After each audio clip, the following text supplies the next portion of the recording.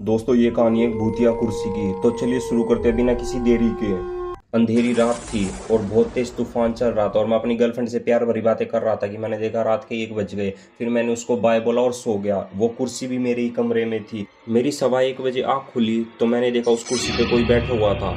ये सब देख के मैं काफी डर गया, लेकिन उस कुर्सी पर कोई नहीं था। मैं इसे अपना वहम समझ के फिर से सो गया, लेकिन मेरी फिर से रात को आँख खुली। मैंने देखा उस चेयर पे कोई था। ये देखने के बाद मैं काफी डर गया, लेकिन उस चेयर पे कोई नहीं था। लेकिन मैं फिर से इसे अपना वहम मान के सो गया। लेकिन ये देखने के बाद मुझे नींद का आने वाली थी। मैं उठा और उस चेयर को उठाया और दूसरे कमरे में धर के आ गया।